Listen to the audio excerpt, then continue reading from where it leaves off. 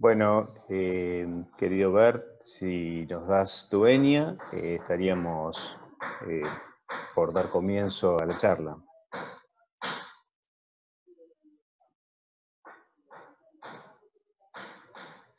Adelante, Cristian. Gracias, muy amable. Bueno, buenas noches. Esta es la segunda charla que hacemos en el marco de la Comisión de Acción Estratégica del Supremo Consejo Grado 33. Y en esta oportunidad, dado que el 30 de mayo se conmemora en la Argentina el Día Nacional de la Donación de Órganos y Tejidos, esta fecha se propuso por el nacimiento del hijo de la primer paciente que dio a luz, después de haber recibido un trasplante hepático en un hospital público, lo que representa una posibilidad de vivir y dar vida después de un trasplante. Por este motivo, el mes de mayo se presenta como una oportunidad para estimular la conciencia y el valor de la donación de órganos y tejidos, y para el trasplante y reflexión acerca de un problema de la salud que afecta a numerosos ciudadanos de nuestro país. Bueno, para no hacerlo mucho más extensivo, hoy en realidad quien nos va a estar informando acerca de estas cuestiones es el doctor David Barbieri, médico de terapia intensiva en Argentología y Clínica Médica, y jefe de la sección de guardia médico operativa del Instituto de Trasplante de la Ciudad Autónoma de Buenos Aires.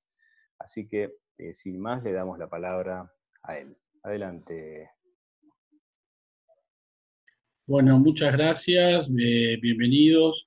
Gracias, soberano gran comendador, ilustres hermanos, muy excelente público en general.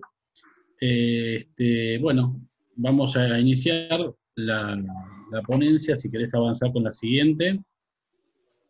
No sé si ya pusiste para compartir ahí.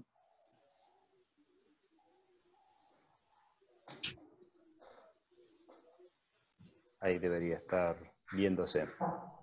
Bien, perfecto, ahí se ve. Sigamos con la siguiente, como bien dijo Cristian, bueno, ya me presentó él, así que podés avanzar nomás.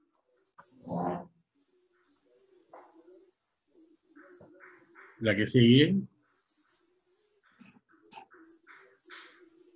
Bien, el problema fundamental que tenemos nosotros dentro de lo que es la procuración de órganos y tejidos tiene que ver con esta gran asimetría, este desbalance que graficamos en esa balanza entre la cantidad de donantes y la cantidad de receptores. Esto lo que nos motiva es que nunca llegamos a, lamentablemente, cubrir las necesidades que se producen dentro de lo que es la lista de espera. La siguiente, por favor.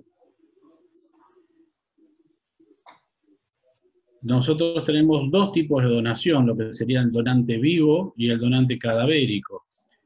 La siguiente. Los donantes cadavéricos, a su vez, pueden ser divididos por muerte encefálica o los donantes que esos son los donantes de órganos y tejidos, y los donantes por parada cardíaca, que se llama, que son específicamente y solo por ahora donantes de tejido. Y digo por ahora porque hay trabajos donde se está tratando de ver si a corazón parado, bajo determinadas circunstancias, podemos a su vez acceder a algún tipo de donación de órganos. La siguiente. ¿Cuáles son los órganos que podemos producir de procuración? Bueno, el corazón, los pulmones, el hígado, el páncreas, los riñones, el intestino y obviamente, como yo les había contado, los tejidos. Esto lo que determina es que por un solo donante puede estar ayudando a un sinfín de personas con su fallecimiento. Como nosotros siempre decimos, nosotros no queremos que se muera nadie, lo que queremos es que ese dolor, esa muerte, se transforme en una esperanza para otras personas. La siguiente. Todo proceso comienza fundamentalmente primero por lo que es la detección del potencial donante. ¿Y qué es esto del potencial donante? Si vemos en la siguiente, vamos a ver una cosa que se llama la evolución de los pacientes con Glasgow menor a 7. Glasgow es una escala que usamos los médicos para medir el estatus neurológico de los pacientes. Cuando decimos que es menor a 7 son de aquellos pacientes que están en coma. Bueno, de esos pacientes que están en coma, hay un porcentaje que va a sobrevivir. Lamentablemente hay otro porcentaje que va a morir por lo que se llama muerte encefálica y otro que van a hacer la parada cardíaca. justamente nosotros lo que hacemos es estar atentos a cómo va a evolucionar este paciente y cuáles van a ser aquellos que van a ser potenciales donantes. Ahora bien, si vamos a las causas y seguimos con la siguiente, de la muerte encefálica de los pacientes, la mayoría, como verán ahí, son producto de los accidentes cerebrovasculares, los traumatismos de cráneo y posteriormente lo que es la anoxia. Con esta, la anoxia significa cuando hay poco flujo a nivel del cerebro. Entonces, si ustedes se fijan en esa torta, casi toda la torta está mediada por estos tres diagnósticos, dejando por fuera casi lo que son tumores y otras causas. La siguiente, por favor. Y obviamente juega en contra de lo que vamos a hacer la procuración, las contraindicaciones, que pueden ser médicas o legales. Las médicas, a la cabeza van a ir las infecciones, los tumores y las enfermedades de etiología desconocida. Y ustedes me van a preguntar por qué. Las infecciones le podemos dar antibióticos, los tumores le podemos dar tratamiento. Sí, fantástico, pero el problema es que recuerden que yo voy a estar inmunosuprimiendo al receptor, con lo cual yo tengo que tratar que el órgano que le voy a poner no transmita ni una infección ni un tumor, porque voy a estar inmunodeprimiendo ese receptor, que no se va a poder defender de esto. La siguiente, por favor. También, obviamente, los pacientes con los potenciales donantes con corazón parado, dijimos que iban a donar los tejidos. ¿Qué tejidos van a hacer? Las córneas, los huesos, la piel y las válvulas cardíacas y vasos sanguíneos. Ya lo vamos a ver más avanzado. Adelante, por favor. Recordemos fundamentalmente que el proceso de donación es un nuevo ciclo vital, es una cadena virtuosa en la cual el trasplante se origina desde la detección, la procuración, hasta que se llega al implante. Y como en la orden se conoce y se sabe mucho de cadenas, todos ustedes saben que la fortaleza de una cadena está dada por la fortaleza del eslabón más débil. Y justamente el eslabón más débil muchas veces tiene que ver con la detección. Muchas veces han pasado días donde no suena el teléfono, y lamentablemente no es que no fallece ninguna persona, sino que básicamente no hay nadie que denuncie ese fallecimiento, ¿sí? La siguiente, por favor.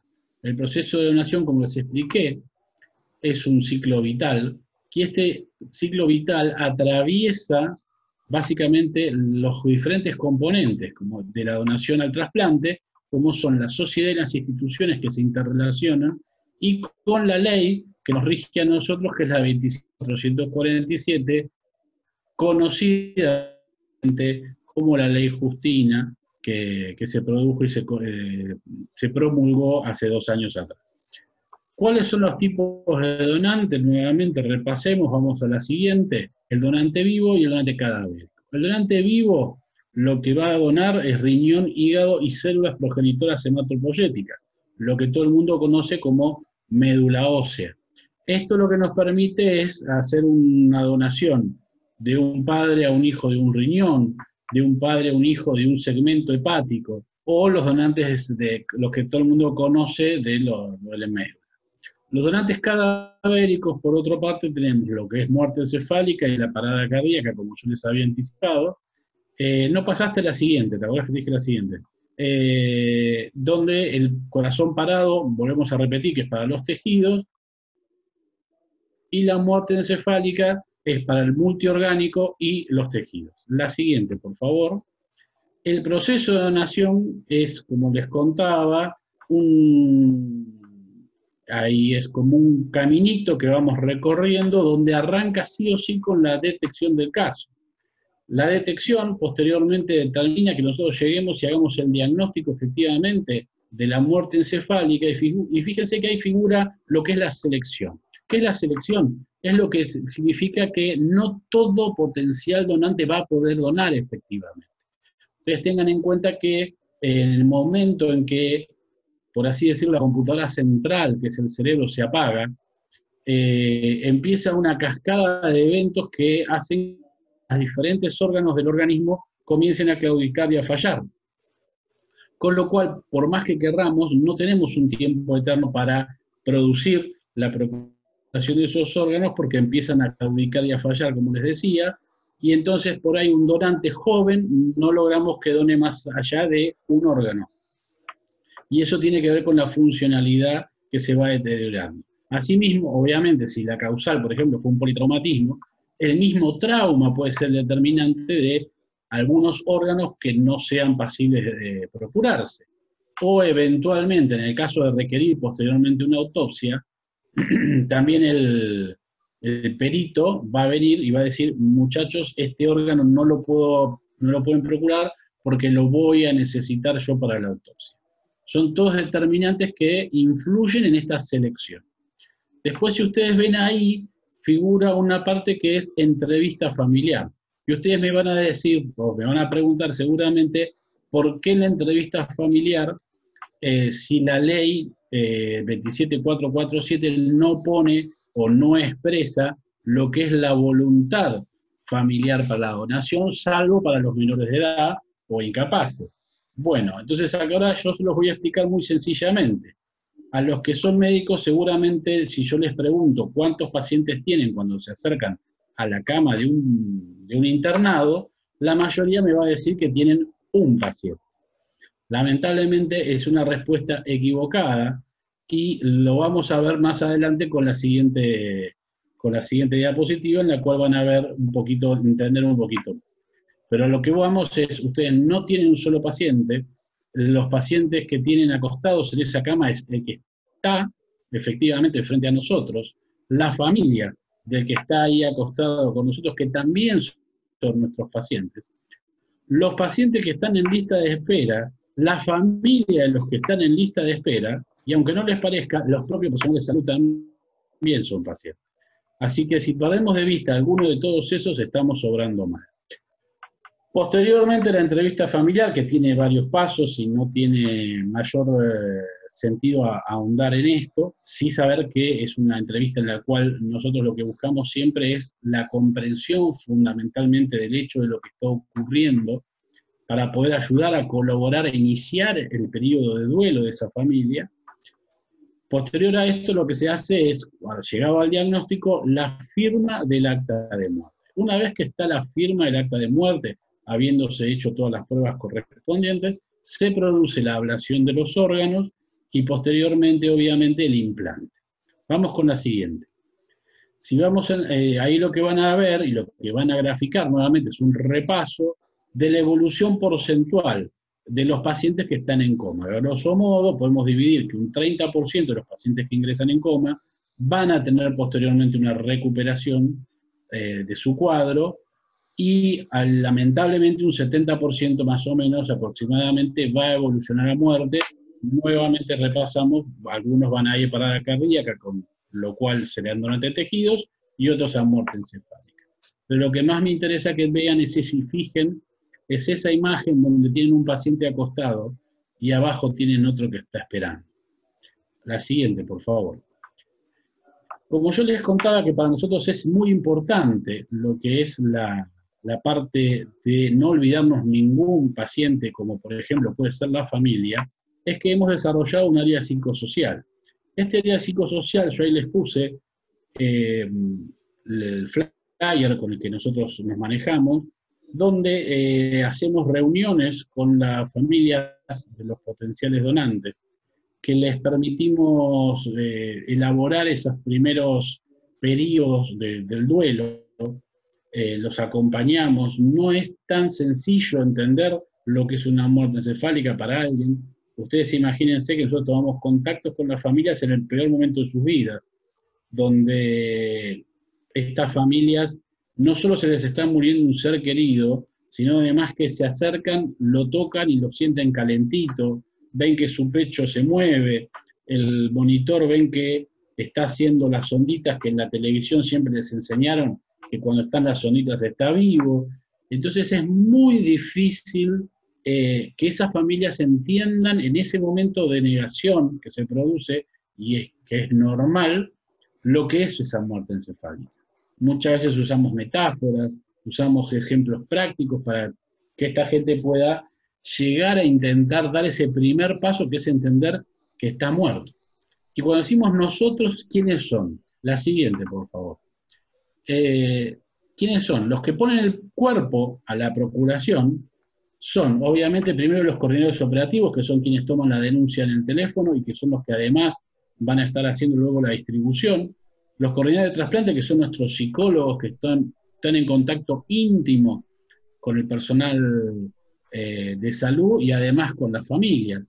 Los médicos de terapia intensiva, que son quienes van a estar también participando en la entrevista familiar y manteniendo ese cuerpo, tratando que no se produzca esta debacle de los órganos que yo le conté hasta que se produce la ablación. Los enfermeros que colaboran con el mantenimiento de este potencial donante, la siguiente, por favor. Los neurólogos y neurocirujanos que van a ser quienes van a estar haciendo el diagnóstico de la muerte encefálica junto con los técnicos de electroencefalograma. Obviamente no podemos olvidarnos de los choferes que nos llevan de una punta a la otra para poder estar haciendo estos operativos, y las instrumentadoras quirúrgicas que nos acompañan a la ablación. La siguiente, por favor. Lo importante que quiero que entiendan es lo que nosotros llamamos la muerte bajo criterios neurológicos, lo que es la muerte encefálica. Yo les podría estar hablando de algo muy complejo, descriptivo, de todas las pruebas que hacemos y demás, pero lo que quiero que se entienda es 3 cosas fundamentales. 3 requisitos: el examen neurológico y estudios complementarios. Y los prerequisitos son fundamentales. Nosotros, como yo siempre digo, no estamos diagnosticando una angina. Nosotros estamos diagnosticando el peor diagnóstico que le podríamos dar a una persona, que es que está muerta. Por ende, somos muy quisquillosos en este punto. Entonces, yo siempre hago el mismo ejemplo. Cuando a ustedes les baja la presión, el famoso me hipotensé, normalmente, seguramente están mareados, no corrían demasiado bien, y hay gente hasta que se desmaya. Pues bien, si yo voy a hacer un examen neurológico a esa persona, le va a salir mal seguramente. Si yo tengo una persona que está con hipotermia, es decir, lo tengo con 28 grados de temperatura, o con, al revés, con 40 grados de temperatura, seguramente su examen neurológico no va a ser bueno. De la misma manera que si yo tengo una persona que no tiene suficiente azúcar en la sangre, lo que nosotros llamamos hipoglucemia, esto se ve mucho en los diabéticos que toman pastillas para la bajada del azúcar y que no comen, hacen hipoglucemia si se desmayan, su examen neurológico también va a estar viciado.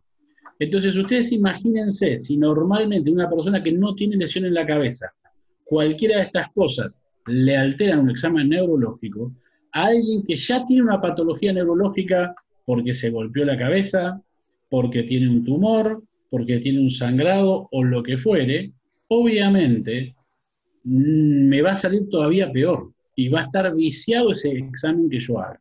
Entonces, sí o sí, lo primero que tengo que hacer es cumplir esos requisitos, que es que tenga una buena frecuencia cardíaca, una buena temperatura, una buena saturación, una buena presión arterial y un buen estatus metabólico. Es decir, el paciente tiene que estar en condiciones. Posterior a esto, viene el examen neurológico, un examen neurológico exhaustivo, donde hacemos diferentes pruebas semiológicas, que se llama desde el punto de vista médico, donde hacemos pruebas de liberación medular, que se llaman, como por ejemplo, vieron la famosa golpeo en la rodillita, a ver cómo se mueve. Esos son los reflejos. Bueno, nosotros buscamos otro tipo de reflejos, a ver qué tiene presente o ausente. Esto obviamente no siempre es válido si tenemos un paciente que además recibió drogas para estar dormido. En ese caso cobra relevancia mucho más el siguiente punto, que son los estudios complementarios. ¿Y cuáles son los estudios complementarios? Nosotros generalmente hacemos, cuando no hay drogas depresoras del sistema nervioso central, usamos lo que sería el electroencefalograma, que es como si fuera un electrocardiograma, pero de la cabeza, la actividad cerebral. Y en el caso que no podamos hacerlo porque está con drogas para dormir, usamos otros métodos que son para ver el flujo, es decir, la irrigación. ¿Y esto por qué miramos la irrigación? Básicamente por lo siguiente. Si vemos la siguiente imagen, ustedes van a ver que yo ahí les puse un estudio que normalmente no usamos nosotros, pero que quería que lo grafiquen. Hacía un clic más y te aparece la imagen. que es una angiografía radioisotópica. ¿Por qué la traje? Porque es muy ilustrativa.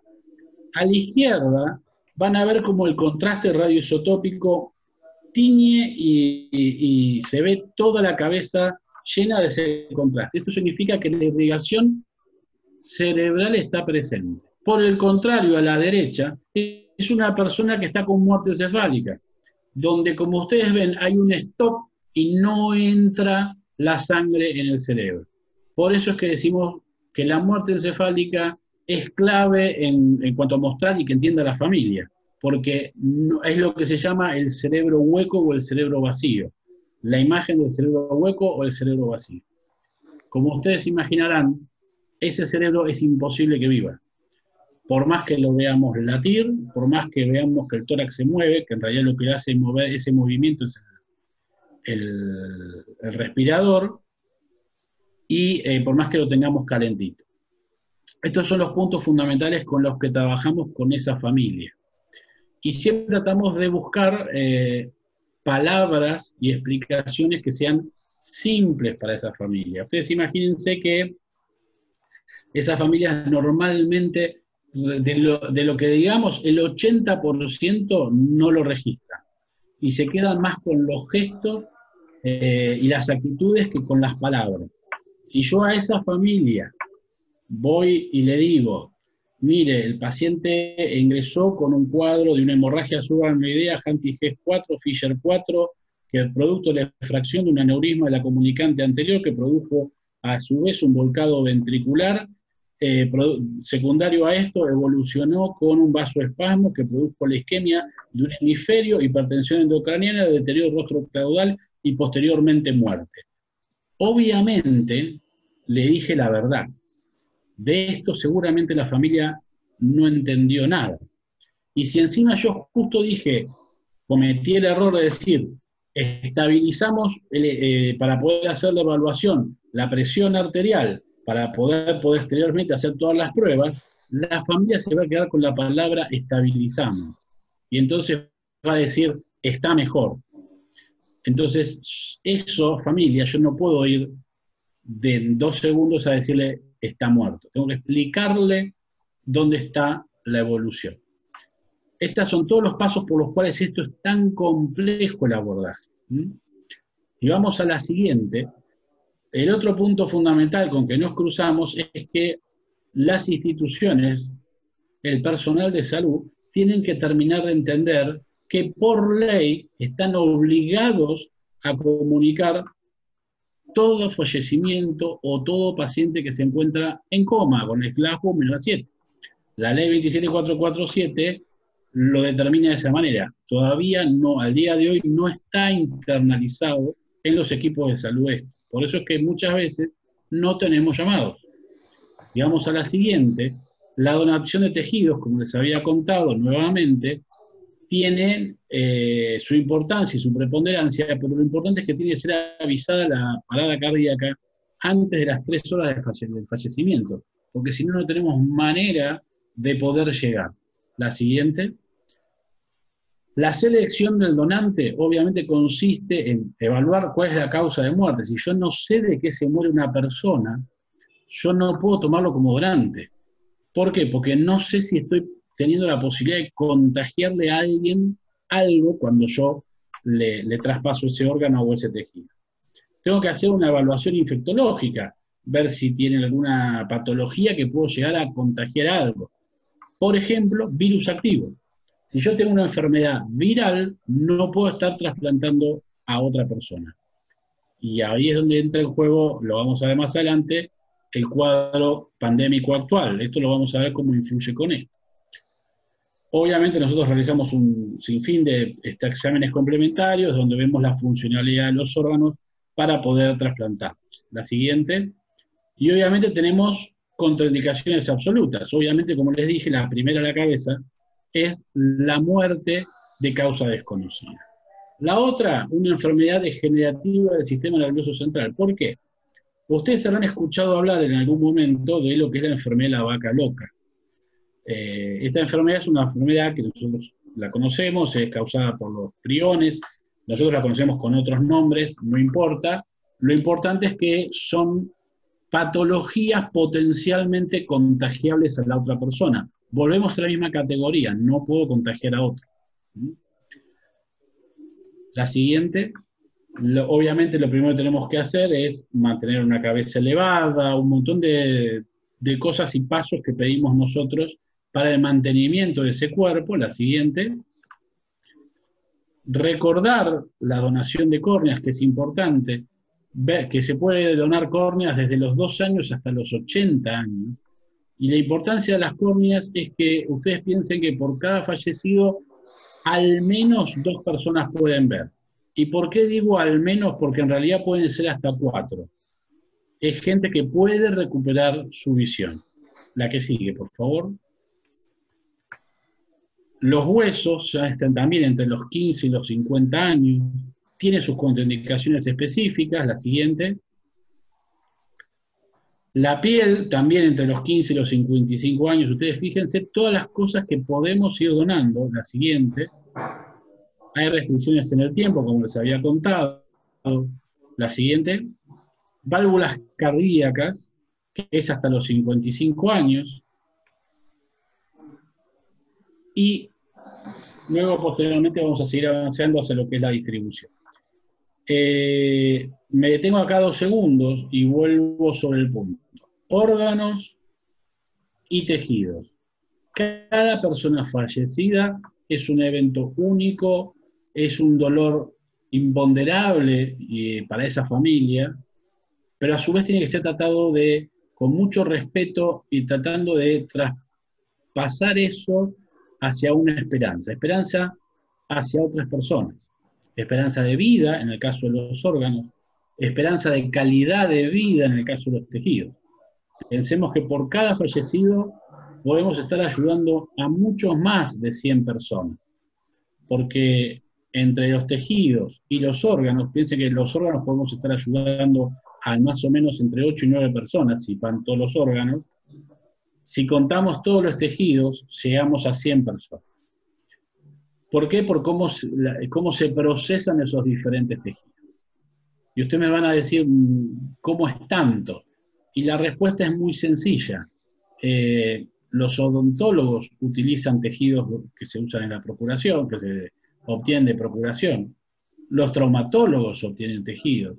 Los oftalmólogos.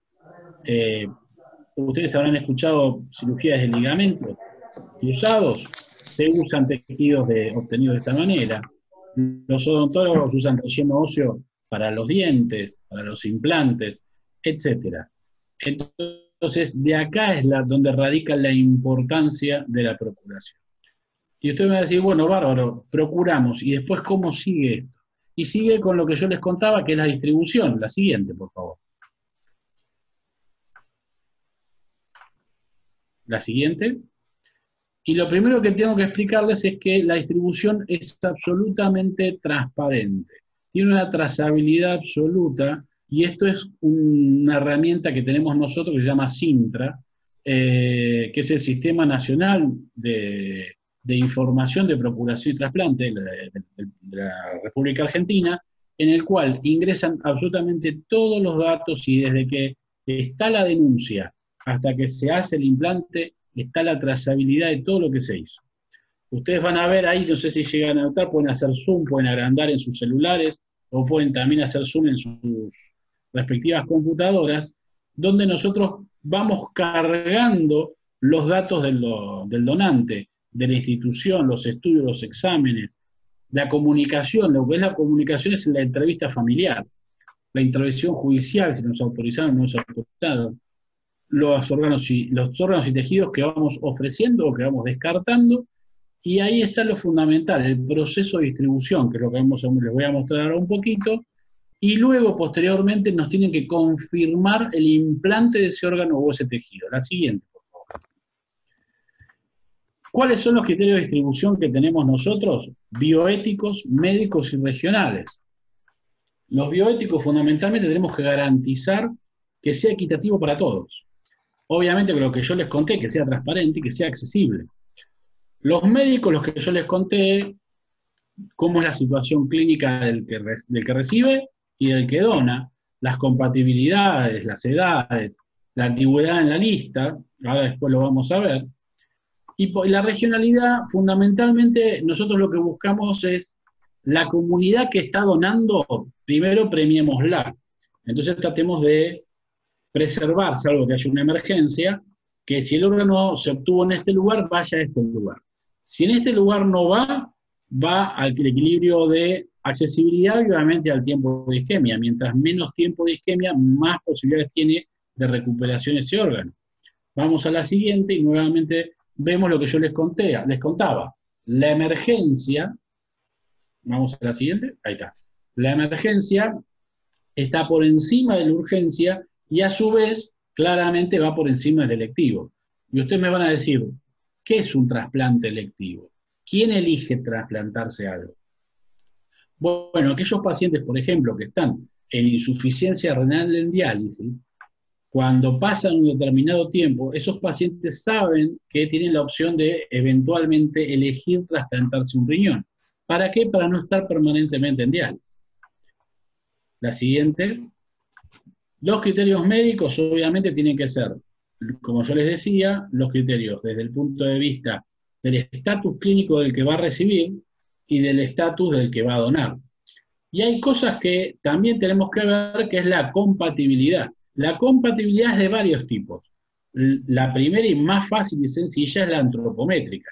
No es lo mismo el tamaño de un hígado adulto que un pediátrico. Si yo tengo un donante adulto con un hígado grandote, ese hígado grandote yo no se lo voy a poder poner a un nene de 4 años. Eventualmente le voy a poner un pedacito que se llama split, que es lo único que voy a poder poner. Entonces, ese donante tengo que ver el continente contenido. La otra cosa que miramos nosotros es grupo sanguíneo, obviamente, para que no haya incompatibilidades, y otra cosa que van a leer ahí que se llama histocompatibilidad. ¿Qué es esto de histocompatibilidad? Es comparar los DNI de su sistema inmune del donante y del receptor. ¿Para qué? Para ver si son lo más parecido posible para que su sistema inmune reaccione lo menos posible y no tengamos que inmunodeprimirlo tanto. Básicamente eso es sencillamente la explicación. La siguiente, como yo les contaba, también tenemos el criterio de regionalidad, primero la provincia, luego la región y luego el país. La siguiente, nuevamente regionalidad, provincia, región, país. La siguiente, por favor. Bien. Esto que yo les contaba es una pantalla donde nosotros vemos los órganos y tejidos que ofrecemos. Van a ver que hay dos colores, uno que es el fucsia y otro que es rosita. Ahí lo que se ve es el detalle de qué órganos se ofrecen para distribuir y qué órganos no se ofrecen y el motivo por el cual se descartan. Ustedes van a ver que hay un riñón, por ejemplo, que se descartó por alteraciones macroscópicas. Hay otro que, los pulmones porque eran no viables, por ejemplo. Y a su vez ustedes ahí pueden ver que la situación es que estaban de los órganos ofrecidos y ablacionados es implantado. Acá es cuando ya nos confirmaron que el órgano se implantó. Por eso yo les digo que esto es muy transparente y no hay manera de tergiversar. La siguiente, por favor. Las normas generales para el ingreso de lista de espera, lo fundamental que quiero que se lleven como concepto es que todo paciente puede entrar en una lista de espera inicialmente. Para esto es fundamental que esté con un centro de trasplante, un equipo de trasplante habilitado, no en cualquier lado. No tiene límite de edad para trasplantarse, o sea, no me vengan con, no, tiene 70 años, ya quién lo va a trasplantar, porque se trasplantan de 70 años y mucho más. No hay restricciones de serologías positivas, que esta es otra cosa importantísima. Un paciente con HIV, con hepatitis B, con hepatitis C, se trasplantan. Pacientes que tienen tumores, como por ejemplo un hepatocarcinoma, no solo se trasplanta, sino que además es indicación trasplantarle, sacarle ese hígado y ponerle otro. Obviamente la inscripción es una declaración jurada y además se tiene que actualizar permanentemente. La siguiente, por favor. Y cuando nosotros abrimos las listas de distribución, lo que vemos es lo que ustedes ven ahí en pantalla. Un montón de colorcitos. Inicialmente lo que tenemos es todo naranja.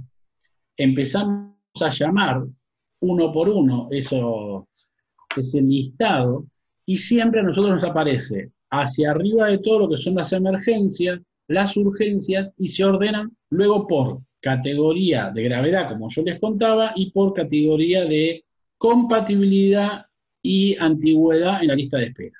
Esto se ve fundamentalmente en riñón. Cuando las listas de riñón son mucho más grandes que el resto de los órganos, y hay gente que está durante más tiempo esperando esa donación de órganos, ¿sí? Obviamente los colorcitos estos a nosotros nos dan un indicativo. Yo, sin ponerme detenidamente para ver, yo les puedo contar que los fucsias son los órganos que se asignaron, son los equipos que se llevan ese órgano puntualmente. Los contactados son los que están en celestito. Los rosas son los que lo rechazaron por algún motivo, porque el donante no cuadraba anatómicamente o porque el receptor no estaba bien. A veces nos ha pasado que llamamos al primero de la lista, como en este caso, por ejemplo, y el donante no está en condiciones porque, por ejemplo, está cursando una angina. Ese paciente, como les dije, yo lo voy a inmunodeprimir, no lo puedo trasplantar en ese momento, tengo que esperar que se recupere de su infección activa para posteriormente trasplantar. La siguiente, por favor. Otra cosa importante que necesito que recuerden y que fijen es que cualquier duda, llamen a la jurisdicción del INJUCAI que les corresponda en la zona. En el caso de Capital Federal, al Instituto de Trasplante. Sus dudas no molestan. Nos han llamado por múltiples cosas y nosotros las contestamos, porque es la manera de, como decimos nosotros, sembrar lo que el trabajo que se está haciendo. La que sigue. Las conclusiones para nosotros, lo fundamental es el primer eslabón, que es la detección. Este es el punto fundamental donde perdemos los donantes, no nos avisan.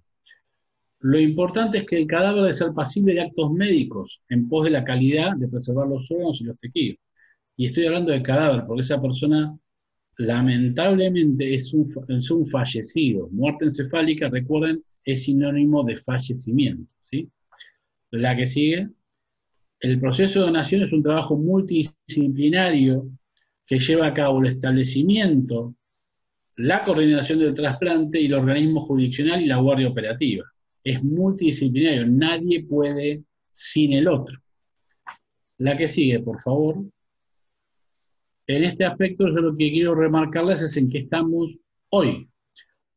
Esta imagen, estos números que yo les puse ahí, son justamente los números de hace un ratito sacados del sistema que yo les conté, el Sintra, donde muestra que tenemos al día de hoy, del 2020, 234 procesos de donación efectuados. Esto implica 5.16 donantes por millón de habitantes. Ahora, si ustedes me van a decir es mucho, es poco, ¿cómo lo dimensionamos? Crúcenlo contra los 7.126 personas que están en este momento esperando un trasplante, y van a entender lo que yo les graficaba con esa balanza totalmente desbalanceada. La que sigue, por favor. Para mayor exhaustividad, ustedes piensen que en este momento hay concretamente 11.681 personas en proceso de inscripción. ¿Se acuerdan que habíamos 7.000 y piquito en lista de espera? Bueno, hay 11.000 todavía esperando para poder inscribirse. Están haciendo todos los trámites. Eso les marca a ustedes el desbalance real que tenemos en este momento. Gracias. Ahora va Jerónimo, después va Leonardo. Bueno, buenas noches a todos, queridos hermanos. Yo personalmente, ¿me escuchan bien? Sí. Quería comentar, vi que en la exposición que hiciste, varias veces aclaraste de la transparencia de lo que tiene un trasplante. Yo en mi adolescencia, por esos mitos urbanos, no era donante. Y en un momento de mi vida me llegó en donde mi mamá necesitaba un órgano, ¿no? Bueno, que tenía un hepatocarcinoma en el hígado, bueno, mi mamá falleció. Y en ese momento pude tomar conciencia de lo importante que es ser donante. Desgraciadamente, uno muchas veces toma conciencia de las cosas cuando le pasan a uno. Y a partir de ese día, bueno, claramente fui donante. Yo creo que también esos mitos urbanos que hay, que en algún momento fui influido por eso, limitan a la gente a ser donantes. Así que te agradezco muchísimo porque es muy buena la información donde marcas la trazabilidad y la transparencia que hay. Porque está el mito de que te pasa algo y sos donante y te van a sacar los órganos. No, no es así. Entonces, como en un momento lo viví yo, y luego me tocó estar del otro lado, es muy importante que la gente, que la población, creo, pueda tener toda esa información para ser donantes. Y bueno, claramente siempre, en el caso de lo que hablabas, de los enfermos que están con la cabeza muerta, por decirlo de algún modo, debe ser muy difícil no solo explicarle a la familia, sino que la familia asuma la realidad que esa persona está muerta y que lo mejor que puede hacer es dar vida de otra forma. Creo que eso es un trabajo muy complejo y que el instinto del hombre tiende a negar esa realidad. Así que la verdad que me llevo un muy buen salario y te agradezco la invitación a tu charla. Una cosa respecto a esto que decías, agradezco tus palabras por un lado, y por otro lado me viene bárbaro para reforzar un punto. Hay un gran mito urbano que dice, si yo tengo el carnecito que soy donante, entre comillas, y mal hablado, pero me pasan a valores rápidos para ser donante. Lo he escuchado y muchas veces. Espero haber sido claro en la exposición respecto a lo molestos que somos nosotros con los prerequisitos, los exámenes y todo. O sea, no hay manera que nosotros avancemos en un diagnóstico de muerte encefálica si no están todos esos requisitos primero cumplidos. Como les dije, no estamos diagnosticando una angina, estamos diagnosticando una muerte. Claro, yo lo comprendo, y ahora que luego de esta explicación y luego de mi vivencia es entendible, pero ese mito urbano desgraciadamente está implantado en la sociedad y considero que es una traba para que la gente se ofrezca a donar. Yo creo que el pueblo argentino es muy solidario, pero tiene esas pequeñas falencias, ¿no?, que nos marcan también, que son esos mitos tontos, ¿no? Que si estoy marcado en el registro, me pasan a valores. Entonces, no soy donante. Y bueno, no es el caso. Entonces, la verdad que agradezco mucho la aclaración porque voy a intentar transmitirlo siempre que pueda. Gracias. Ahora le toca la palabra a Leonardo Martín Barral, por favor. Muchas gracias. Buenas noches a todos, querido hermano David. Bueno, me pareció interesantísima la presentación y tengo muchas preguntas, pero voy a resumirlo. Me quedé muy preocupado con los números que vi, que más o menos, por lo que puedo ver, es algo así como el 5% de quienes necesitan un trasplante lo reciben, más o menos, por lo que vi. Era algo así como 500, 600 sobre 11.000, más o menos. Eso me pareció tremendo. Y lo que decías de que no les avisan, y me quedé pensando si esto no se solucionaría con un protocolo, digamos, cuando alguien fallece, no debería ser mucho más simple, y si hay protocolo y no se aplica, y una pregunta muy tonta quizás, yo hablo con esto, por ejemplo, que tiene más de 20 años en la billetera, porque siempre creí que en la Argentina la base de datos y todo eso no camina, digo, seguramente van a estar llamando, preguntando.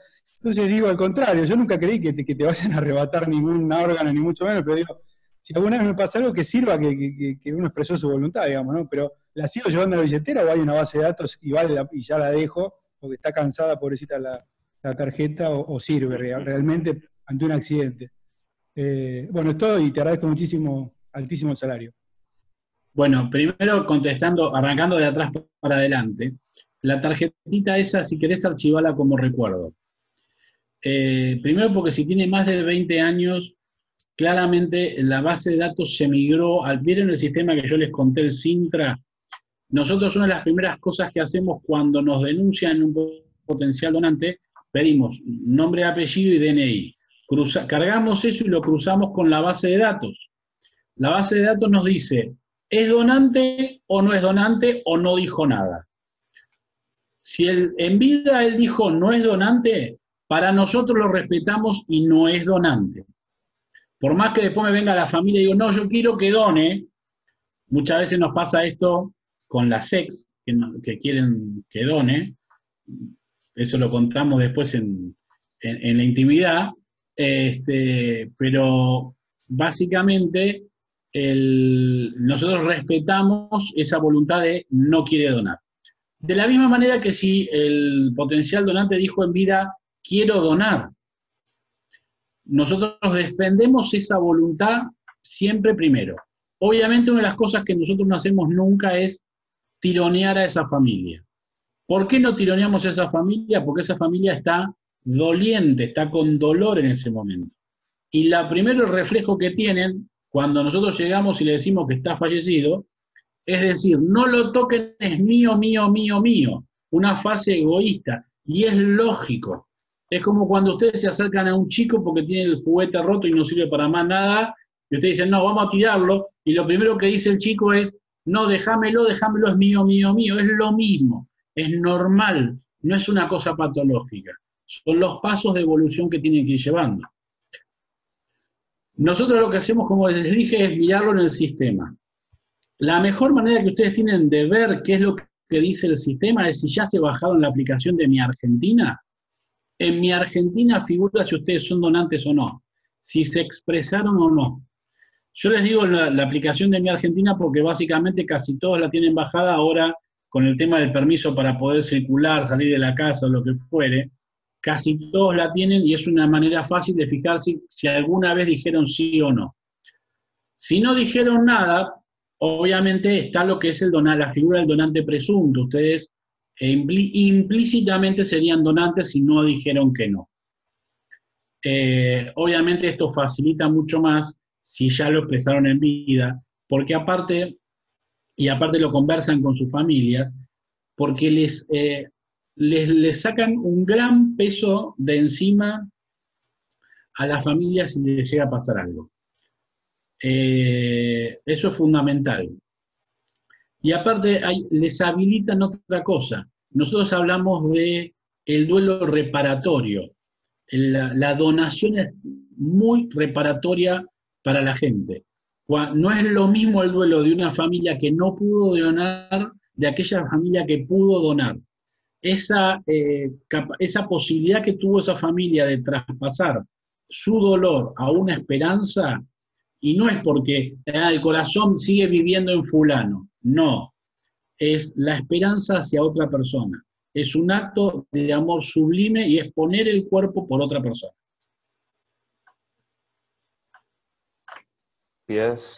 Gracias. Diego Raimundo pide la palabra. ¿Qué tal? Buenas noches a todos, querido hermano David. Pues bien, lo que conocemos sabemos que ha sido una exposición muy prístina, muy clara, muy didáctica y a los ojos del Lego, como yo, también ha sido didáctica. Sin embargo, como letrado que soy, tengo algunas observaciones, una pregunta por supuesto para hacerte y alguna mínima observación técnico-legal para ver qué pasa en la praxis, ¿verdad? ¿Qué sucede realmente? Primero, la pregunta puntual y concreta y pequeña es, el médico tiene el deber, no es algo facultativo, sino que es vinculante, tiene el deber de informar. Hay penalidad en la práctica, en lo real, en el día a día en los hospitales. Si el médico que certifica el fallecimiento no informa, ¿tiene alguna consecuencia? No te digo que se le inicie una causa penal por desobediencia, sino te digo dentro de lo que es el ámbito del hospital o de la salud pública, lo que fuere. ¿Hay alguna penalidad ante eso? Esa es la pregunta. Después hay algunas cuestiones de la ley que me llaman la atención. Como por ejemplo, el menor de 18 años de edad debe pedir una autorización, debe de autorizar a los padres, el representante legal. Ahora bien, puede votar, pero no puede donar órganos. ¿Dónde se ha visto eso? Quien puede elegir a esas autoridades no puede disponer de su voluntad. Después hay otra cosa que me llama aún más la atención en ese articulado, en ese artículo precisamente. Tienen que prestar el consentimiento a los dos padres o el que esté presente. ¿Cómo es eso? Si el otro padre está trabajando en Mar del Plata y mi hijo se muere en Zárate, ¿qué pasa en ese momento? ¿Cómo se articula esa cuestión? Y me llama más aún la atención, y esto para entenderlo, ¿no? Obviamente yo estoy a favor de la ley Fustina, porque esto nos ayuda a todos, a nuestros padres, abuelos. Ahora bien, ¿hasta qué punto se cercena la autonomía de la voluntad en pos de la salud pública? Y esto lo vemos bien con el COVID. ¿Por qué? Porque se presume que yo quiero donar. Está bien, tengo los canales habilitados para expresar mi voluntad en contrario. Ahora, no es por mail. Tengo que ir al registro nacional de las personas, tengo que ir al INCUCAI o alguna autoridad distrital, depende de la provincia. O sea, es un proceso engorroso. Reitero, estoy de acuerdo con la ley. Ahora bien, en pos de un bien mayor, en teoría, ¿hasta cuánto el Estado se puede meter y en detrimento de las libertades individuales y de la autonomía de la voluntad? Esa es una humilde reflexión, querido hermano David. Es todo cuanto. Bien, vamos por partes. Desde el punto de vista del menor de edad, efectivamente, a los 16 años el chico puede votar, pero a los 16 años no se puede casar si no lo autorizan. No puede tener un auto si no lo autorizan, no puede manejar si no lo autorizan, y claramente no puede donar órganos si no está validado por los padres.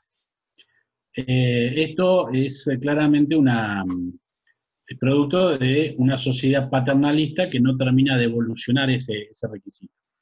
Y esto como abogados ustedes bien lo saben, de hecho un chico de 16 años que comete un delito no va preso. Así que sigue siendo lo mismo, o sea, para el caso es el mismo nivel de complejidad en cuanto al hecho. Respecto a si la autorización, siguiendo con los menores, si la autorización de uno o los dos padres. Y vamos al ejemplo práctico.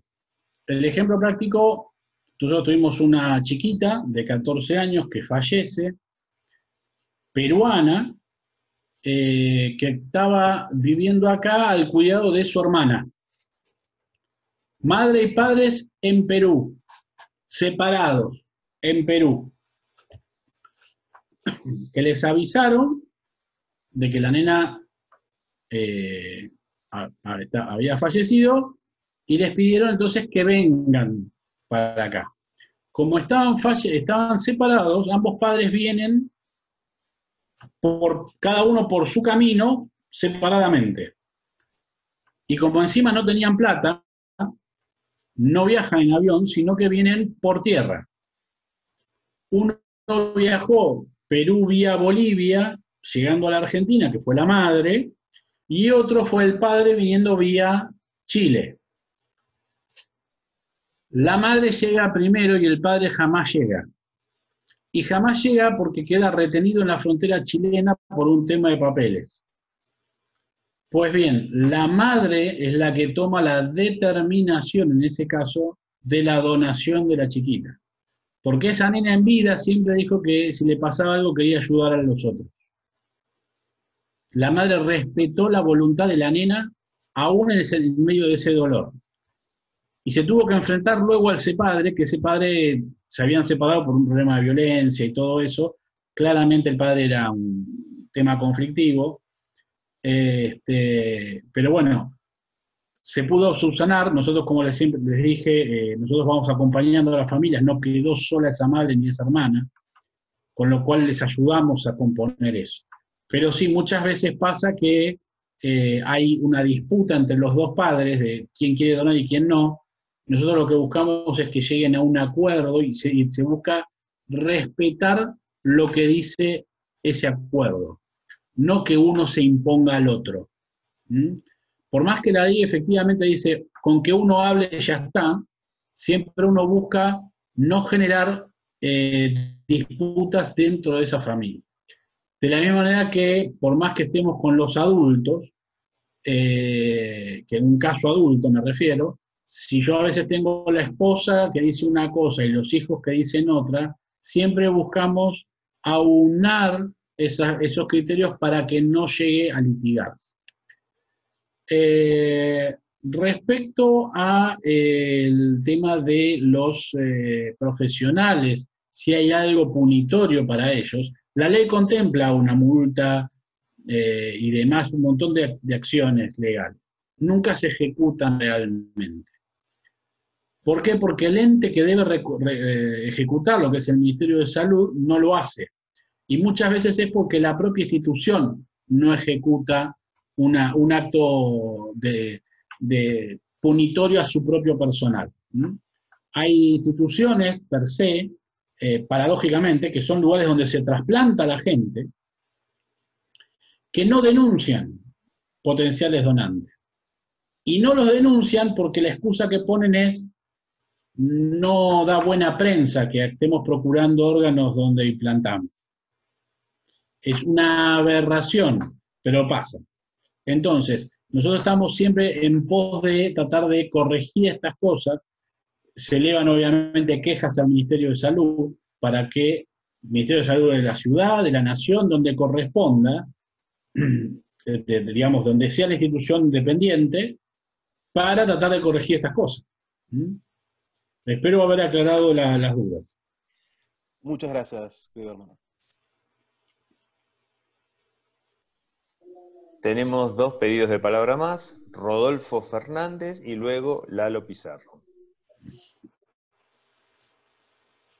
Bueno, buenas noches a todos.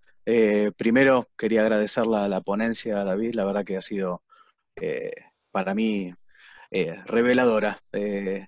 Debo admitir que, como se mencionó antes, en la adolescencia le hacía más caso a los mitos urbanos que otras cosas. Y como ya algo habían mencionado, mi pregunta es, ¿sirve expresamente a través, por ejemplo, de los canales, dígase, renovación del DNI, sacar el registro de conducir y demás, manifestar la voluntad ahí?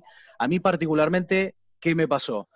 Cuando saqué el registro de conducir hace muchos años, había dicho que no. Cuando renové el DNI dije que sí, y efectivamente ahora en la aplicación Mi Argentina figuro como donante. Entonces digo, esos canales son eficientes como alternativa de lo que mencionaba anteriormente Diego, de tener que acercarse al INCUCAI, registrarse y demás. Digo, como un canal tal vez un tanto más dinámico para dejar expresa la voluntad de cada uno de nosotros. Esa es la pregunta, querido David. Bien, sirve cuando es DNI, no cuando es registro de conducir. El registro de conducir no es vinculante. El vinculante siempre es el DNI. Cuando se renueva, cuando se modifica, cuando sacás pasaporte, cualquier cosa que tenga que ver con el RENAPER, con el Registro Nacional de las Personas. En este caso vos pudiste verificarlo en Mi Argentina, que te habían hecho efectivamente el cambio y que ahora sos donante. Eso es fundamental. ¿Por qué se dejó de lado el registro en conducir? Porque una de las cosas que se vio es que por defecto muchas veces no preguntaban y ponían directamente el no. Entonces había mucha gente que cuando llegábamos al momento de diagnóstico de muerte encefálica, hablábamos con la familia y la familia siempre nos decía, pero si él siempre dijo que quería donar. Y mirabas el registro y figuraba que no. Entonces ahí es cuando nos damos cuenta de que pasa esto. Por eso el registro, como los registros se hacen en distintos municipios y demás, se dejó de lado el registro y queda directamente que sea el documento. Sí. Adelante Lalo Pizarro y después sigue Emilio Salgado. Bueno, ¿qué tal? Buenas noches, muchas gracias. Hola a todos. Gracias, David, por la exposición. Bueno, mi pregunta está relacionada con lo que decía recién Rodo, porque yo estaba observando que en mi registro dice que no soy donante. Esto puede venir de larga data, porque mi vieja, que es una de estas grandes consumidoras de vinos urbanos, fue la que me llevó a mis 18 años a sacar el registro, vieja municipal, que se conocía todo, me llevó de la mano, yo lo único que hice fue sacarme una foto y firmar. Casi que ni manejo yo cuando me saqué mi primer registro, así que muy probablemente ella fue la que dijo que no. En aquel momento habrá quedado.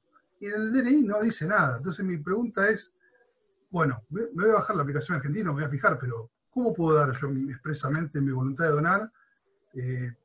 Como decía Diego, no sé si hay una forma online de hacerlo o tenés que presentarte en algún lado a hacerlo. Así que si me puedes dar luz en eso. Y bueno, es todo y muchas gracias y gran salario que me llevo esta noche.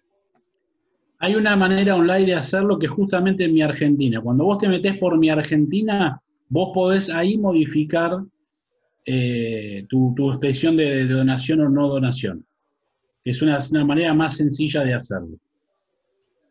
Obviamente, la otra manera es, ustedes habrán visto cuando han ido a votar, que hay mesas del INCUCAI o de CUCAIBA o del Instituto de Trasplante en muchos lados, donde pueden expresar ahí, llenar un formulario de si les dan o no les dan, si aceptan o no aceptan la donación.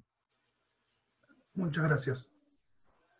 Gracias. Tenemos la última pregunta de Salgari y después, si no quedan más, vamos a hacer un cierre. Creo que me pareció ver una manito levantada de Da Silva también. Perdón, buenas noches a todos.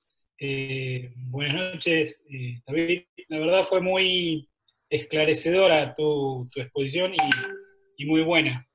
Mi pregunta es, ¿cómo nos podemos convertir nosotros en agentes de propaganda?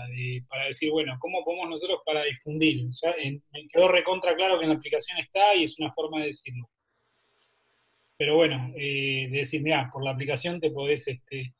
pero aquel que no tiene la aplicación, podemos nosotros tener una como para decir, bueno, dame tu DNI y yo te anoto y manifiesto tu voluntad o algo como para que por ahí se despegue de un gobierno determinado, de una bandera determinada, por ahí se asocia también, no, estos son los tales, estos son los otros. Nada, la idea yo creo que de donar sangre, de donar órganos, de donar médula, de donar, tiene que ser por ahí una bandera que tenemos que llevar nosotros al resto del mundo profano y bueno, me parece que por ahí si hay algo que que tengamos con cómo hacer para difundir más tu trabajo. Bueno, Emilio, te agradezco fundamentalmente que me hicieras acordar de algo que yo iba a decir, pero lo sacaste, con lo cual viene bien, que es que recordaste el tema de lo que es la donación de sangre, ¿no? Que no es el motivo de la charla de hoy, pero que viene muy a cuento de recordarlo, porque producto de toda esta pandemia que estamos viviendo, así como cayó la procuración de órganos, cayó sustancialmente lo que es la donación de sangre. Los bancos de sangre de las instituciones están, te podría decir, más que sedientos. Están al límite absoluto, en línea roja, paradójicamente, la de los glóbulos rojos. Y pasa mucho, hay campañas de los diferentes hospitales desesperadamente pidiendo vengan a donar sangre. Les recuerdo fundamentalmente que lo que pueden hacer es llamar a su hemocentro cercano, el hospital público que tengan cercano, la institución que tengan cercana, llamar a la gente de hemoterapia del lugar, pedir un turno para donar, ellos les gestionan el turno y eso les sirve como permiso para salir e ir a donar. Piensen que no hay fábrica de sangre, necesitamos que la gente done la sangre. Así que gracias por recordármelo porque es el otro apartado que quería reforzar. Y sí, hay otra manera de hacer lo que vos me decías de cómo expresar y demás. Aparte de lo que les decía el día de la votación, ustedes pueden comunicarse con no es la sucursal más cercana, pero es parecido, la jurisdicción más cercana a su domicilio, que es lo que le corresponde a cada provincia, caso de provincia de Buenos Aires es Cucaiba, caso de Córdoba es Ecodai, Cudayo en el caso de Santa Fe, bueno, el Instituto de Trasplante en el caso de la Ciudad de Buenos Aires. Ustedes se comunican y dicen, quiero expresar mi voluntad de donación y se me dificulta o no tengo mi Argentina, o no quiero hacerlo por mi Argentina. ¿Cómo lo puedo hacer? Y cada jurisdicción te va a ayudar a vos para habilitarte algún camino para que puedas expresar tu voluntad de donar o no donar. Se acercarán a vos o vos te acercarás a algún lugar donde puedas expresarlo, pero siempre de alguna manera van a poder ayudarte. Gracias, David. Vamos a ver entonces si a través del grupo Cecilia Gerson pasamos un listado con todos los puntos de referencia por cada provincia, así también se hace un poquito más accesible.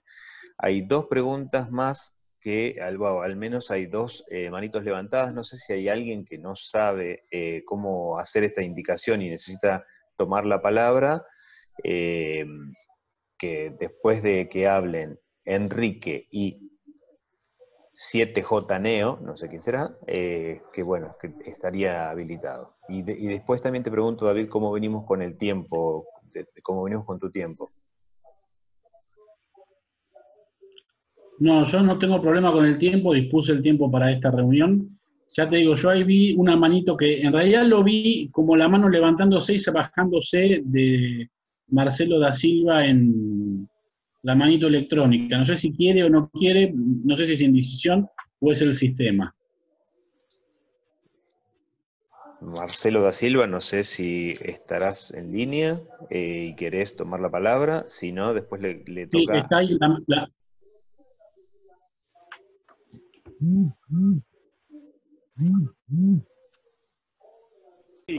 Buenas noches. Querido hermano David, mi consulta es esta.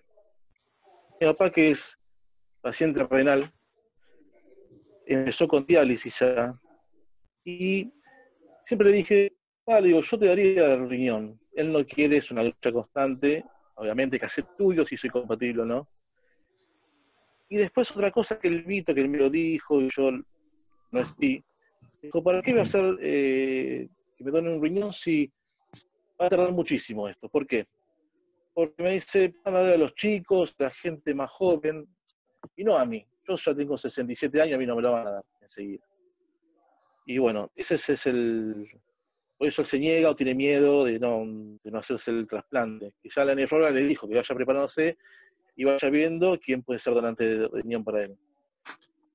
Y bueno, es lo que siempre hablamos casi todos los días. Y justamente recién me estaba llamando y le mandé un mensaje, digo, papá, para que estoy desado un tema muy, muy tuyo. Así que bueno, esa es la pregunta, David. Si hay por orden de prioridad, por edad, digamos, de más joven, que los atiende primero y después a los más mayores. Y te agradezco la información que me vino muy útil. Muchas gracias, querido hermano. Bien. Es todo. Bueno, primero vamos a arrancar una cosa. ¿Te acordás que yo dije en la charla que no hay límite de edad para trasplantarse? Con lo cual, que tu papá tenga 67 años no lo inhabilita para recibir un órgano. Y de hecho, lo importante es que esté anotado en lista de espera. Si la nefróloga efectivamente lo anotó en lista de espera, él siempre va a estar participando en los diferentes procesos de donación. Él tiene que tener una clave de acceso a este sistema, con lo cual él va a poder mirar en cuántos procesos de donación estuvo participando él. Y si lo han llamado a su equipo de trasplante para ver si lo trasplantaba o no. ¿Por qué digo esto? Pues se acuerdan que yo les dije que esto es muy transparente y muy trazable. Es la mejor manera que el paciente sabe de si su equipo lo está rechazando órganos o no, sin consultarlo. Cuando nosotros llamamos un equipo, por ejemplo renal, y decimos tenemos un donante de 70 años hipertenso, pero que está controlado y tiene buena función renal, el equipo puede decir, ¿lo tomo o no lo tomo?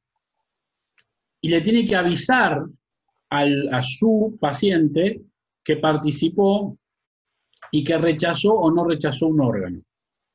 Como no todos los equipos lo hacen eso, justamente por eso les damos a los pacientes una clave para que ellos puedan ver si están participando o no están participando de los operativos.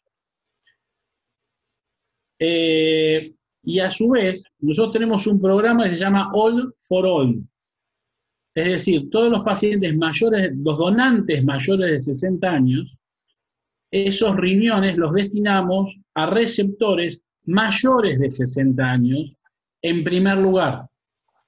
Si después no lo toma ninguno de esos, lo pasamos para los jóvenes. ¿Pero por qué? Porque hay una cuestión básica. La mayoría de los donantes de riñón son mayores de 60 años. Entonces siempre vamos a priorizar los receptores de mayores de 60 años. ¿Por qué? Por lo mismo que les dije, ¿se acuerdan que yo les dije que uno tiende a, entre comillas, premiar a la población que dona? Bueno, si la población que dona son los mayores de 60 años, la manera de premiarlos es poner arriba en el listado los mayores de 60 años. ¿Se entiende? Eso en cuanto a riñón. Por otro lado, es verdad que hay muchos equipos de trasplante que les gusta o propenden a hacer la donación del donante vivo relacionado. Hay cosas que a veces yo no aconsejo tanto, que es, por ejemplo, que una cosa es que un padre le done un órgano a un hijo y otra cosa diferente es que el hijo le done al padre. Porque es verdad que vos tenés 2 riñones y vos le podrías dar un riñón a tu papá, pero vos sos muy joven, no sabés qué va a pasar en tanto tiempo de evolutividad. Por ahí vos evolucionás con hipertensión arterial como tu papá o diabetes y empezás a lesionar el riñón que te quedaba pendiente tuyo y terminás vos en diálisis. Diferente es cuando es un padre de 67 años el que te dona un riñón a vos, porque las posibilidades son menores en una cuestión estadística. ¿Se entiende lo que te digo? Es por eso que uno tiene que medir siempre eso. Y hay órganos que son, por así decirlo, recuperables en funcionalidad y otros que no.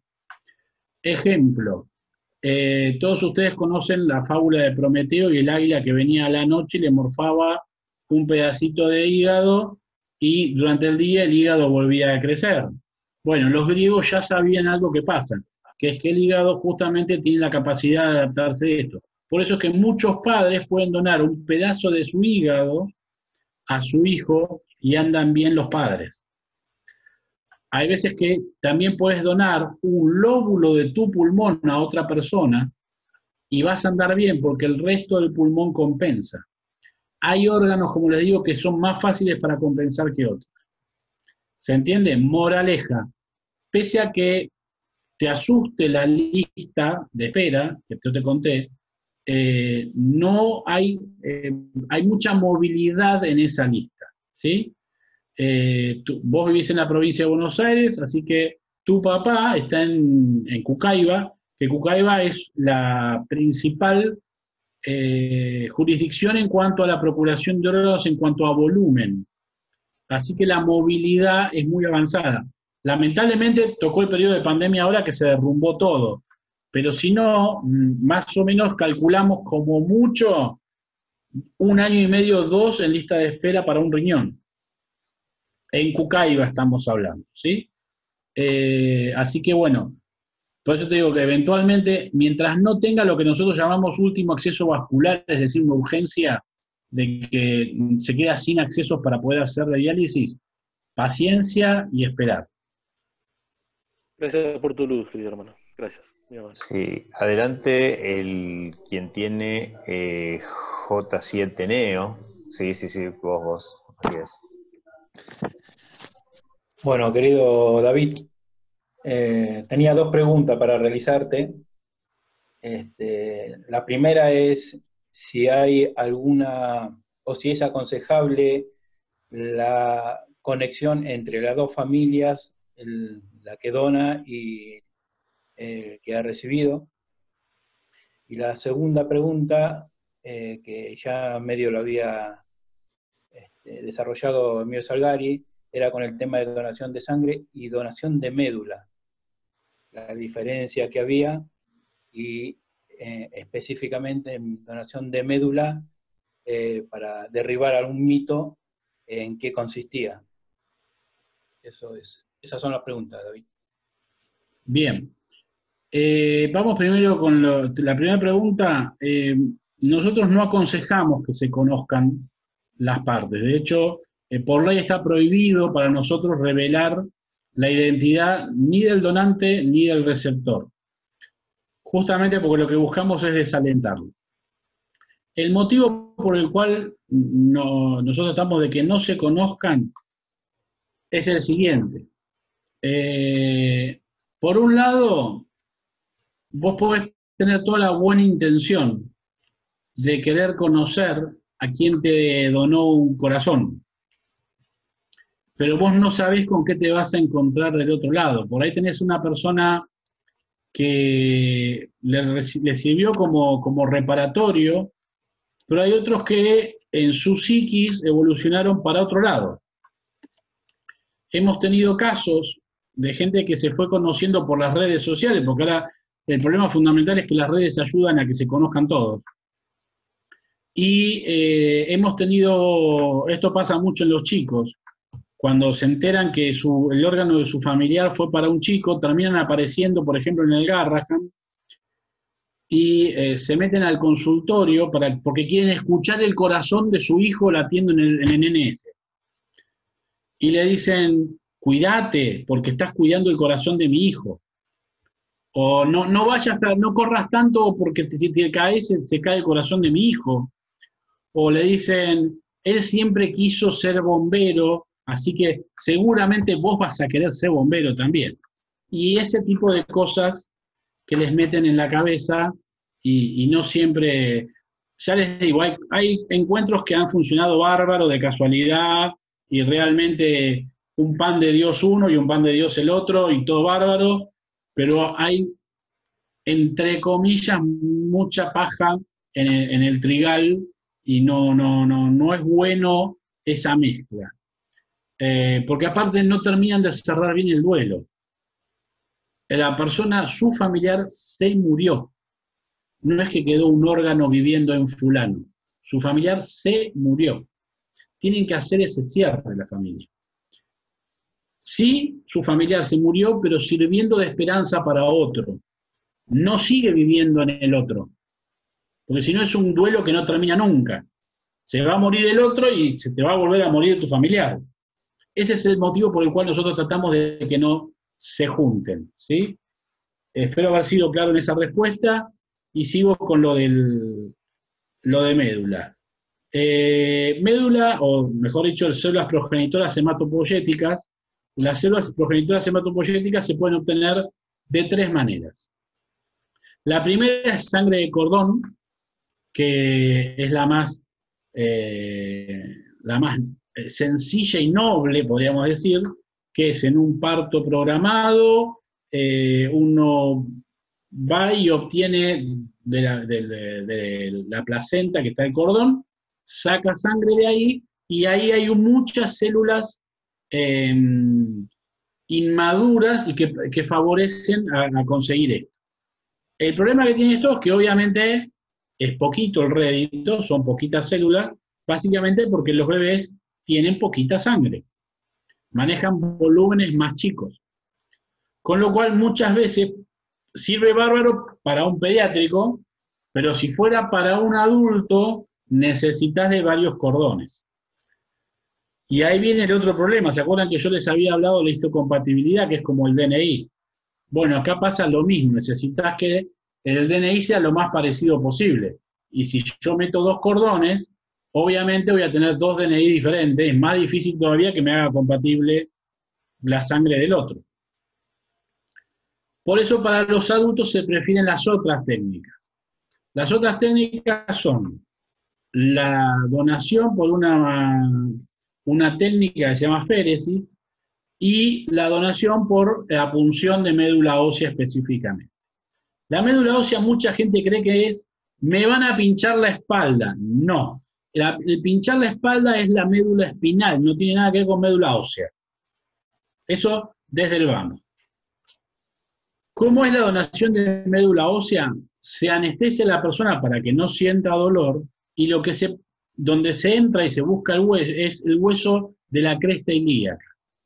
Ahí se busca la médula y se extrae. Esa es un tipo de donación. Otro tipo de donación es por féresis, en el cual se le administran factores estimulantes 2 o 3 días previos y luego se conectan a una máquina en el servicio de hemoterapia en el cual sacan sangre, la filtran y la recirculan. Es decir, te devuelven tu propia sangre. Lo que hacen en ese filtrado es sacar esas células hematopoyéticas. Es un procedimiento de aproximadamente 2 o 3 horas, estás sentado mirando tele y directamente te vas a tu casa después de eso.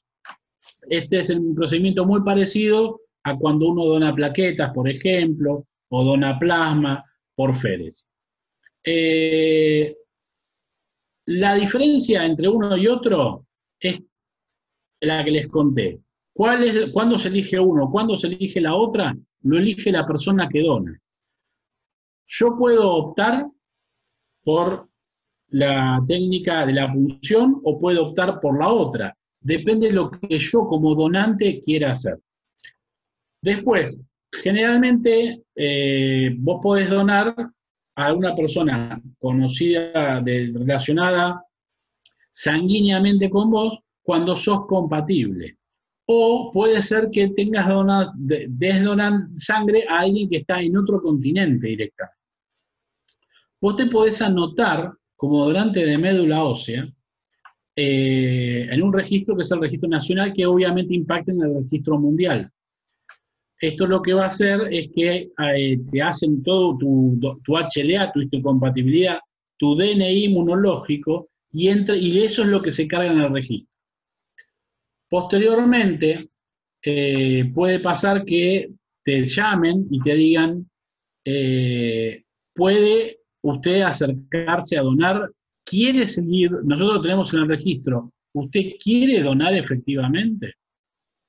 Ahí hasta siempre la donación es, hasta último momento puedes decir que no. Es tu derecho el donar o no donar.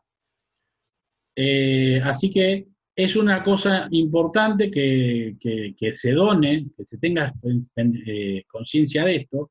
Sepan que también hay un límite de edad para esto. A los 55 años ya no se puede donar. No porque te haga algo a vos, sino porque básicamente ya no hay tanto rédito de producción de estas células que se necesitan. Por eso es que no se hace para todos.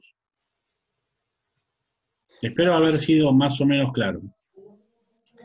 Gracias, querido David. Tenemos la última pregunta de Enrique. Adelante, por favor.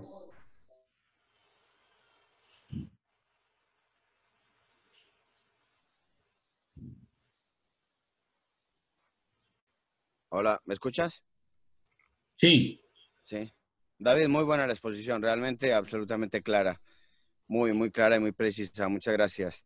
Hay 2 cositas que me gustaría recalcar dentro de tu charla, que fue primero el hacer la observación que ha disminuido la cantidad de donantes, porque en realidad muchísima gente tiene temor por el COVID-19 y no va a consultar al médico, y esto ha ocasionado también que la consulta externa haya disminuido de una manera supremamente grande y que haya aumentado casi en un 50% las muertes de infarto de miocardio en el domicilio. Y es muy cierto que los accidentes cerebrovasculares están siguiendo una evolución natural de la enfermedad en su domicilio también. Y es bastante tardío, entonces hay muchísimo más secuelados. Mi pregunta va relacionada más a una cuestión de punto de vista técnico. Cuando un paciente se le declara la muerte cerebral y empieza a desarrollarse toda la cascada para el INCUCAI, hasta el momento en que se declara la muerte para ser firmada en el certificado, ¿cuál de los dos momentos es el que se determina como hora de la muerte? Y segundo, ¿cuál es hay una nueva reglamentación respecto a qué médicos son los que firman el certificado de defunción? Porque hay algunos lugares en los cuales está muy determinado quién es el que lo firma, ¿no? Que es muy importante, sobre todo para las familias, que son las que más preguntan este tipo de situaciones. Muchas gracias y felicitaciones por la charla, David. Bueno, muchas gracias. Aparezco como Enrique, pero soy Rolando, Yo soy Enrique Rolando, Cárdenas. Sí, sí, te vi después de cuando vi tu foto. Sí. El punto es este. A la primera pregunta, básicamente el horario de fallecimiento es en el horario en el cual se finaliza la evaluación. ¿Esto qué significa? Yo puedo estar iniciando un Doppler transcraniano, que se llama, que es ver la circulación cerebral, y lo empecé a las 9 de la noche. Pero yo termino de decidir que el paciente efectivamente no tiene flujo a las 11, el horario de fallecimiento es el de las 11. Si estoy haciendo un electroencefalograma, el horario de fallecimiento es cuando yo lo termino. La premisa fundamental es, yo tengo un horario de comienzo de la evaluación y un horario de finalización de la evaluación. La muerte se determina en el horario de finalización, no al de inicio. Lo importante es que ese periodo de evaluación entre que yo empecé y lo terminé, primero no puede ser inferior a 1 hora. O sea, nunca podés en 15 minutos diagnosticar un fallecimiento por muerte encefálica. Y el segundo punto es que esto es variable, depende de la edad, porque no es lo mismo el periodo este de evaluación en un adulto, en un chico menor de 6 años, o en un chico menor de 2 años. Son periodos absolutamente diferentes, son variables que determinan que vos tengas que observar un paciente bajo determinadas circunstancias. También pasa que vos tenés pacientes adultos que bajaron de una cirugía recién y me piden para evaluarlo. No es el momento de evaluarlo, tengo que esperar un periodo de tiempo desde que ingresó al respirador, desde que tuvo la cirugía, desde que tuvo un paro. Siempre hay periodos de observación que tengo que contemplar, porque si no me van a alterar esa evaluación neurológica. Y respecto a quienes pueden firmar el certificado, siempre es un médico de la institución, cualquiera sea, lo ideal siempre es que sea el médico tratante en la institución, y el otro que firma es el neuro del equipo de procuración, que es neurocirujano o neurólogo. ¿Por qué no firman los dos del equipo de procuración? Básicamente para garantizar la independencia de ese certificado. Son dos personas de equipos diferentes. Y lo fundamental es que ninguno de los dos puede ser del equipo que va a implantar el órgano. ¿Se entiende? Ninguno de los dos tiene que ser el que implanta el órgano. Porque también es una manera de garantizar que no hay un conflicto de intereses en ese punto. Transparencia. Perfecto, muchas gracias, David. Bueno. Gracias por tu intervención también, querido Rolando, y bueno, sería también muy lindo si un día pudiéramos contar con una charla acerca de los accidentes cerebrovasculares, que sos una de las personas destacadas, así que bueno, en otro momento charlaremos, pero gracias por la pregunta. No quedan más preguntas pendientes, así que si querés dar alguna palabra de cierre, David, y después, por supuesto, me gustaría un saludo de nuestro soberano. De mi parte, simplemente gracias a todos nuevamente por haber participado de la charla, por las preguntas que hicieron. Espero que puedan cada uno replicar algo de la información que tuvieron. Espero haber sido suficientemente claro. Piensen que esto es como digo yo siempre, una cadena que arranca con ustedes y tiene que seguir creciendo. Así Acá estoy viendo que justamente ponen en el chat Jerónimo Frapa, dice, me gustaría pedir la palabra, me quedó una duda, no sé si estará todavía en línea y le podemos dar la oportunidad.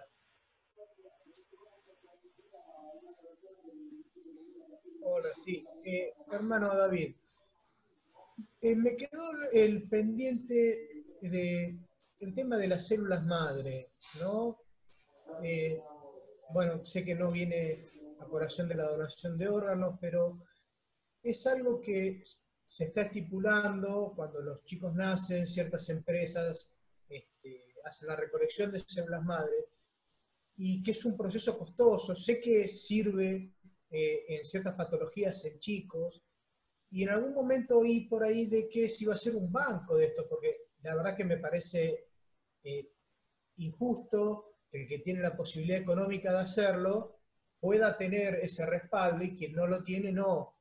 Entonces, esto se maneja a través del INCUCAI o de alguien o de alguna institución, ¿no? El tema de la compatibilidad y la disponibilidad de células madre, porque, por ejemplo, yo tengo las células madre de mi hija y quizá no la necesite nunca y pueda ayudar a otra chica o a alguien, ¿no? Y están ahí en un banco y nada, o sea, no sé si está accesible para quien no lo tiene o quien no lo ha hecho. Esa era mi consulta. Al día de hoy, lamentablemente, no hay todavía una legislación certera respecto a esto. El ente regulador que vaya a tener el trabajo luego posteriormente de células madres, como vos bien lo estás orientando, seguramente va a ser posteriormente el INCUCAI. ¿Por qué? Porque le cabrían las generales de la ley de cualquier tejido. Para aquel que no lo sepa, las células madres son células mesenquimáticas indiferenciadas, son células que se extraen de la placenta o del cordón umbilical, ya no del vaso sanguíneo, sino de lo que es la parte del estroma, la parte que sostiene, es como una gelatina, los médicos lo llamamos gelatina de Wharton, que la ventaja que tiene esas células es que son muy indiferenciadas y posteriormente pueden evolucionar a un montón de tejidos. Hay estudios donde están tratando de trabajar para distintas patologías a nivel nervioso. También hay estudios que están trabajando para recuperar zonas de infarto del miocardio, etc. Son todos estudios que todavía están, entre comillas, verdes en su evolución. Sí sé que hay un montón de lugares donde en privado te congelan esas células, te las guardan porque es tuya, porque es tu hijo, por lo que fuere. Como es tuya, es propiedad tuya, no ingresan en un banco. A futuro es una posibilidad ofrecerla en un banco, pero todavía esa parte no está reglamentada. Obviamente la madre de esto debiera ser el INCUCAI el día que se realice, porque es el que te puede garantizar la trazabilidad, que es lo que habíamos charlado. Bueno, ahora sí, gracias. Le vamos a dar la palabra entonces a nuestro soberano para que demos también por finalizada esta riquísima charla.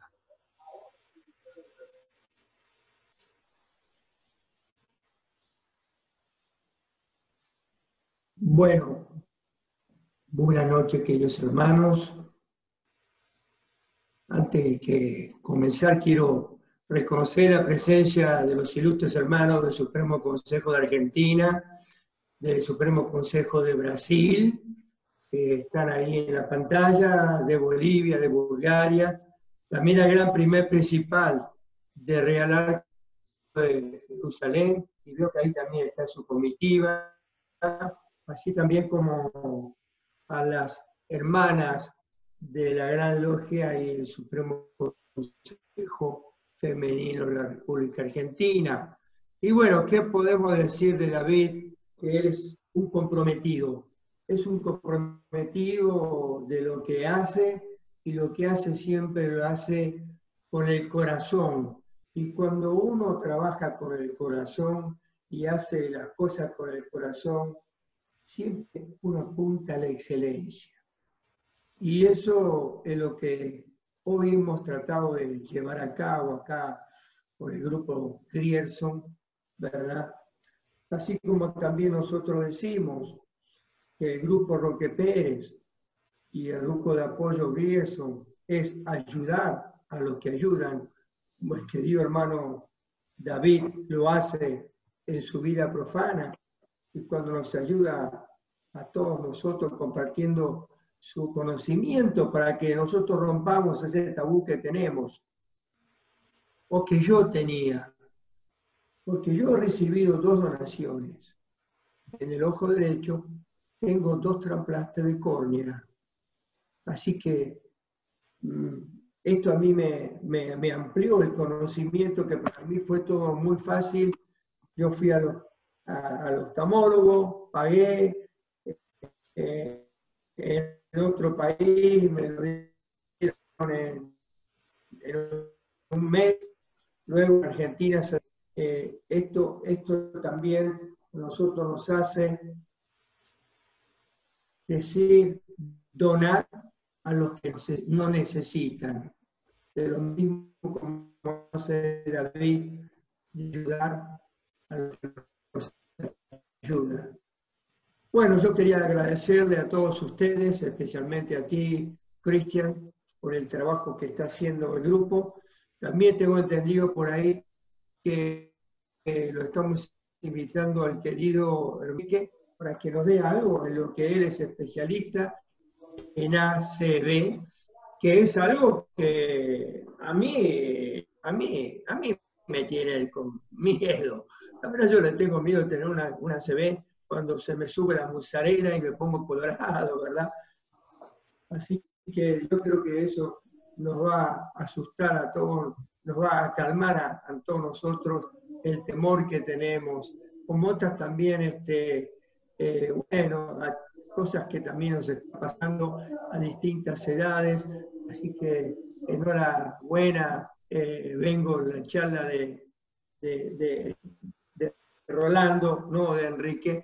También, bueno, si alguna de nuestras queridas hermanas quiere hacer una presentación, por favor, le pedimos que este es un grupo inclusivo, ¿verdad? Para hermanos, hermanas, también profanos, ¿sí? Así que podemos comunicarnos acá con el querido hermano Cristian Romero, que está organizando todo esto. La idea es de cada, qué sé yo, cierto tiempo, tener a alguien que nos exponga, que nos dé luz del conocimiento, para que nosotros apaguemos ese tabú que tenemos, y que hoy veo que muchos de nosotros, bueno, yo ya tuve la experiencia de 2 trasplantes del ojo derecho, pero sí me hablan, bueno, también tengo mi yerno en Estados Unidos, que él ha tenido un trasplante de kidney, de riñón, y él sí tiene que tomar una medicina regularmente para poder mantenerse. Les agradezco a cada uno de todos, te congratulo a ti de vuelta, querido hermano David, a ti, gracias, querido hermano Cristian, por el excelente trabajo, a los hermanos y hermanas que han venido de otros orientes y de los que están aquí. Y bueno, les deseo bendiciones a cada uno de ustedes, que tengan una muy buenas noches, y ahora con esta más luz tenemos que decir, donemos a esos que nos necesitan. Gracias, queridos hermanos, a todos. Muchas gracias a todos. Bendiciones. Gracias a ti también, Cristian. Gracias, buenas noches. Bueno, entonces hasta acá dimos esta segunda charla y nos estaremos comunicando para las siguientes que ya iremos viendo a través del grupo Grierson. Buenas noches. Buenas noches, gracias.